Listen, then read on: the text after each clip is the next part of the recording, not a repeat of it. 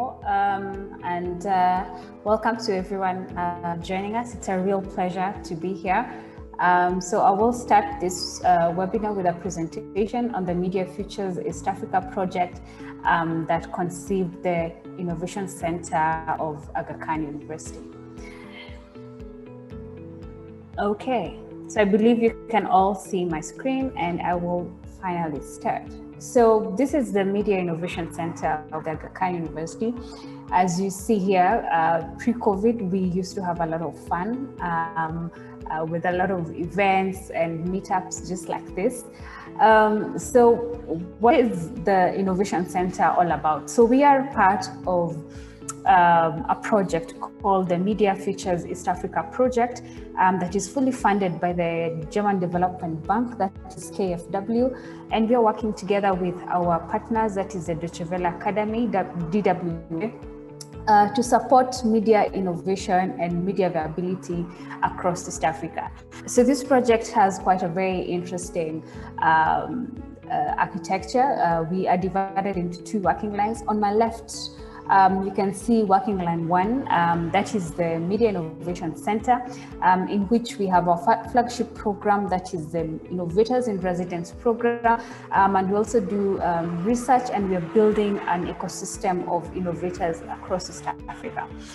To my right, you can see working line 2, that is headed and implemented by DWA, and this project basically aims to create a regional exchange of media innovators and media experts across East Africa as we continue to support media viability in East Africa.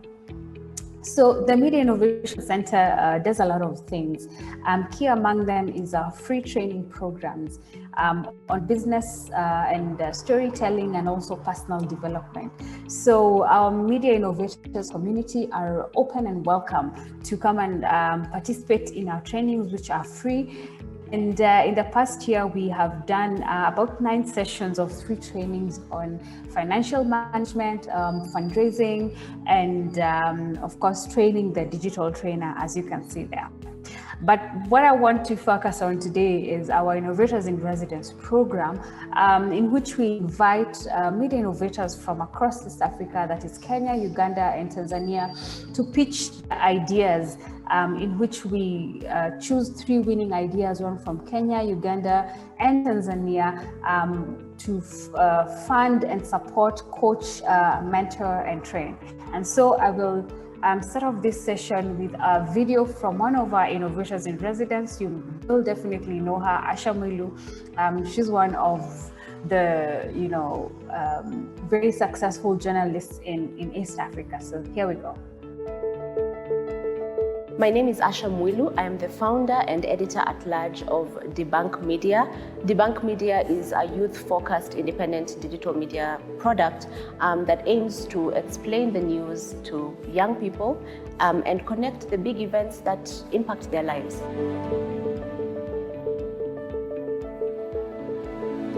You know, when you're thinking about starting a media business, especially when you've been a journalist, you're the storyteller. So you don't think about the business side of it. You know that exists, but you don't know the reality. So that's where I think the strength of this program lies. That the residency exposes you to training that you wouldn't have otherwise gotten if you started it by yourself.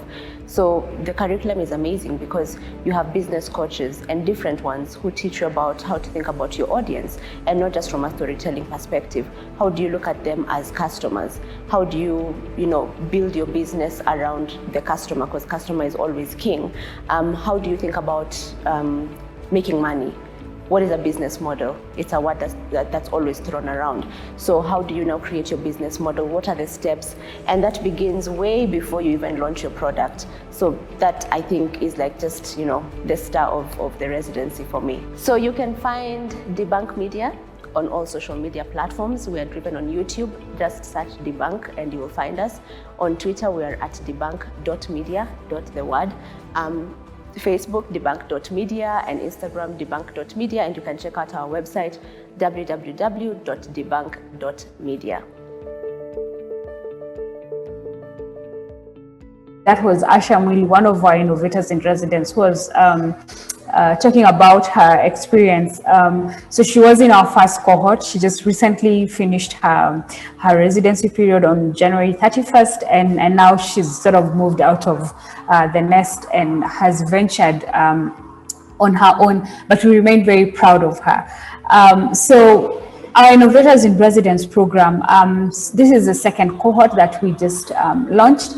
And as you can see on the screen there, we had our call for applications last year between September and October, and we received about 250 applications, about 125 from Kenya, 68 from Uganda, and about 57 from, 68 from Tanzania and about 57 from Uganda. So obviously you can see that these numbers really show that there's a huge market and a huge demand for these kinds of services in East Africa in particular. So the selection process was quite interesting and long. And of course, it began with a screening process where we just went through the applications to just ensure that they had reached the basic minimum requirements. We also had a pre-evaluation stage in which independent selection committees from each of the East African countries used a first selection criteria to identify the top 15, which we invited for a pitch session and later for a kickoff event to announce the winners. And so our current innovators in residence are experimenting with very interesting storytelling methodologies.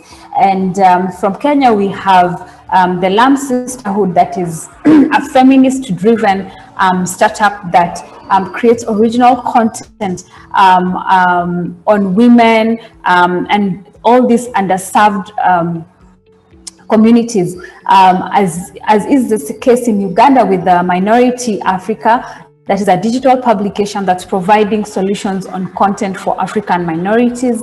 And in Tanzania, we have the Honor Stories that is currently doing stories on virtual reality, augmented reality, and 360 video. So what we offer these innovators in residence is coaching, training, mentorship, and of course a grant funding of up to $20,000. And so we are looking to onboard more innovators in the coming months and just ensure that these services are available to not just innovators in the urban areas, but also those working in the rural areas with community media and all that. Thank you very much.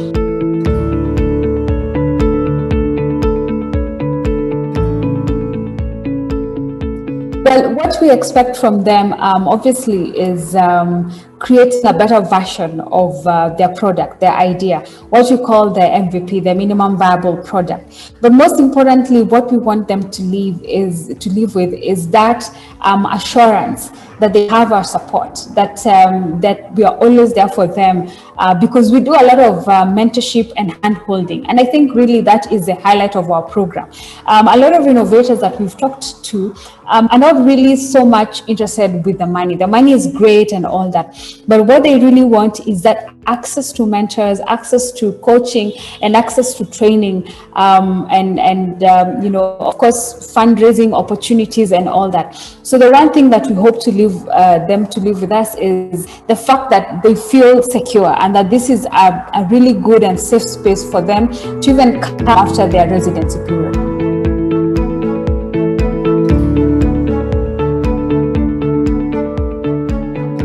Yeah, so one of our innovators, that is Asha, actually launched her product in the middle of a pandemic on July 1. And this was a culmination of a really long period of preparation, almost 6-7 months of preparation. And the one thing that really worked for us is that we give them the opportunity to be flexible. When it comes to media innovation, flexibility is a virtue. A lot of things that they had planned did not work out. They had planned to travel across the country, doing stories and all that, but those did not work out. So we really encourage them to be flexible enough to change their plans, to adjust their work plans here and there. And also from a mental health perspective, I think it was very important that we kept checking on them.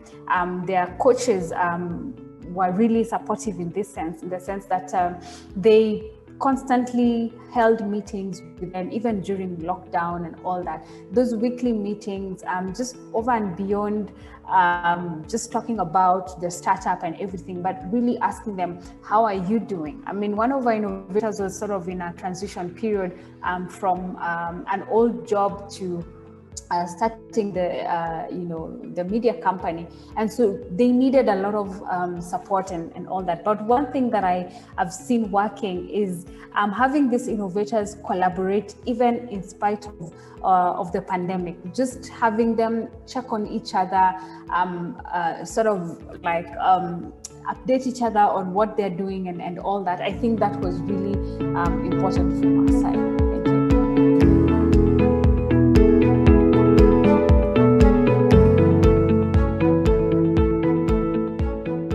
Yes, Chapo, you're quite right that with our East African mandate, sometimes it's impossible to, reach out to everyone across the region without the help of partners. So our partners come in very handy in reaching out to those pockets of East Africa that generally would not access the Innovation Center in Nairobi, Kenya. So to that effect, we've been working very closely with Media Challenges Initiative in Uganda. So it's led by Abbas Mpindi, and it's a space for media innovators to come together and have conversations, trainings on media viability and all that. So in Tanzania, we have the Tanzania Media Foundation that is led by Foster Musokwa, who I think is now also part of this webinar. So over and above the research that they do, they also support news media organizations, community media through training and mentorship and all that. So you're right that it's important that we work together with partners, and they come in not just to help us access those startups in Uganda and Tanzania, but also to house our innovators in residence. So they host our innovators, and our innovators sit with them, they provide desks and all that, but that's just part of it. They also provide that contextual mentorship that we might not provide sitting in Nairobi, Kenya.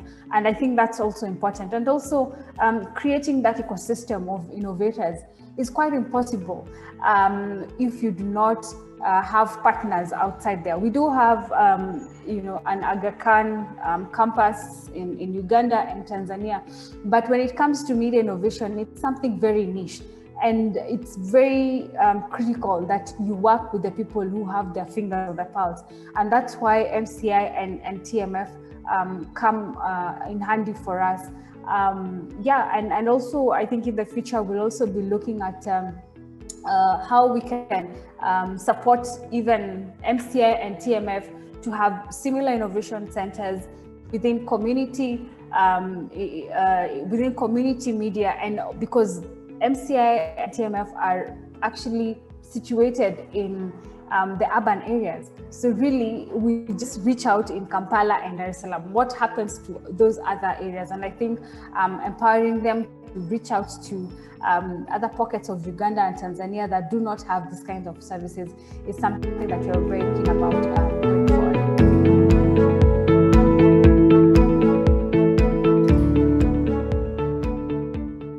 Yes, absolutely. I think that is the game plan. But for now, the fact that this is a pioneering, media innovation center in Africa, within East Africa, not in Africa, this JAMLab before us. I think that is something that we're really thinking about, because even for innovators in residence, we started with Kenya because it was really a pilot project, and now we are in Uganda and Tanzania. So yes, absolutely, we are looking to go into Rwanda and possibly Burundi and other countries. Obviously, that is the plan for Innovation Center 2.0.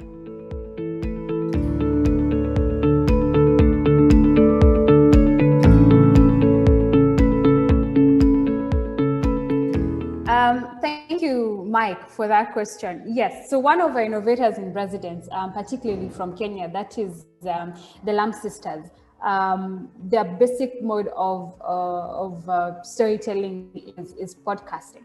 And I agree with you that there is a podcasting boom in East Africa. I mean, and it's amazing, whether it's legacy media or community media. I think audio is really seeming like it's the future for media in East Africa. And I think you bring out a very critical point. Are we just not just teaching them how to produce a podcast? Are we teaching them how to market this podcast? And that also speaks to the business sustainability aspect of this podcast. So yes, part of our training, and we actually recently did a needs assessment with our lead trainer. And what she found was actually very interesting, that a lot of these startups are fantastic storytellers. They are really, really good at what they do from a storytelling journalistic perspective. But what they're lacking is a business aspect. The marketing bit, the PR aspect. And so we've tailor-made our training, which is actually open to the community, including yourself, Mike. We've tailor-made that training to include those aspects of the business that they might not have encountered before. Obviously, marketing, business model and all that, business modeling and all that is part of it. So I agree with you that there's a gap. We are encouraging East African innovators to get into audio, but we're not giving them the skills to market the audio. We're not giving them the skills to bring out and tease out possible business models to sustain those podcasts. And through our training, we are trying to do that. We are not there yet, but I think this is where this South to East collaboration between the Media Innovation Center and SAMIP and MDIF and JamLab come on board. How are we going to equip these innovators with the right skills, not just storytelling skills, but also business skills, marketing skills, and PR skills?